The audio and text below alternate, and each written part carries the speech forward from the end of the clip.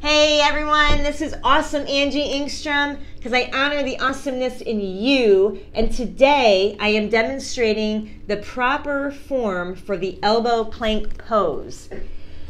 So ultimately you're going to be in this position. I'm going to walk you through every body part and how you should do this in proper form, and I don't want to frustrate anyone, so I'm going to give you some modifications on the back end so that if this is too much for you, there are ways you can work up toward this. But this is the ultimate goal. So if you are planking along with me, I'm going to put my timer on right now. Your core, number one, your core is tight. Right here, pretend like someone is going to slug you in the gut. Really pull that belly button up into the spine. That's going to protect your back. If you feel your back hurting, it's because you're not tightening your core enough, or your core is just not strong enough yet. And this pose will help with that. Your elbows are directly under your shoulders. Your forearms are on the ground. Your hands are apart. Your shoulders are back and down. Your neck is not hanging. It is in neutral position. Your hips and shoulders are even, so you don't want to drop because that's going to put strain on your back. You don't want to go too high. That's modifying. You want hips and shoulders even, or some people cue straight line from head through the hips out the ankles. So as long as you're close to a straight line, hips and shoulders somewhat even, this is what your goal is.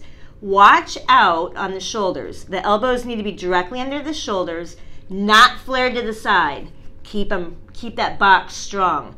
As you are holding it longer and you start getting tired, people tend to ride forward. Check yourself and push back so the shoulders are over the elbows. Make sure there's no daylight under your forearm. Those forearms are part of the move. Push those forearms down into the floor. Tuck that pelvis under slightly. Again, your core is tight. Someone's going to slug in the gut. That's tight. Shoulders back and down. Tuck that pelvis slightly. An extra benefit, and you need to be mindful of this, make a fist with your quad and pull your kneecap up. Your quad is right here in the front of your leg. Make a fist. Pretend that you tighten it up like you're making a fist, and then pull that kneecap up. These are very slight little moves. But the magic, when you maximize all these little body parts and all these little fine movements, the benefits are beautiful. Again, I have a video that explains the benefits of the plank, so make sure you watch that, because it's so important to put this plank pose in your daily routine. Your feet are shoulders width apart, elbows shoulder width apart, forearms down, core is tight. So there you go. When you dismount, don't drop. That is disrespecting yourself. You gently honor your body. When you are finished, drop to your knees, push up with your hands back into a child's pose. So your toes are together, knees are apart, push the hips down, and lengthen those arms, forehead to the mat, and lengthen those arms. Pretend as if someone is pushing down on your shoulder blades. And for the modifications, if this is where you start, hands and knees, this is fine. This is going to help your shoulder stability. Again, same cueing, the same cueing for the most part. Your shoulders are back and down. You're pushing the floor away. You're not just kind of sagging there. You're pushing the floor away, shoulders back and down. Hands, your wrists directly under that shoulder, and your hips are stacked over the knees. Head is in neutral, not hanging down. Head is in neutral. You're tightening your core with intentionality. Pull that belly button to your spine with intentionality. And this right here is an exercise. And if this is where you start, that's awesome. The important thing is that you're doing something toward this pose. Because again, the magic of this pose, it's a brilliant pose to add to your daily workout. And it doesn't take much time. When you pay attention to the form, very mindful of that. Once you progress from this, you can go down to your elbows and drop the hips, and you're hinging from the knees. So that's a good way to modify. So instead of being on my toes, I am on my knees, so it's a shorter hinge. This would be the next level to try for. Same cueing. Shoulders are directly over the elbows, pushing the floor away, forearms down, head is in neutral. Tuck the pelvis under, squeeze the core. That core is tight.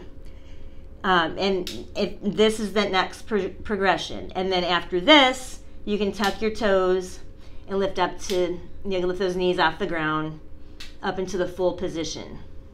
This is where you ultimately want to get to. So I hope that makes sense. Again, when you dismount, drop to your knees, push back to that child's pose. If you've never planked before, go for a 5-second plank, or however long you can. If 5 seconds is too long, do a 1-second plank.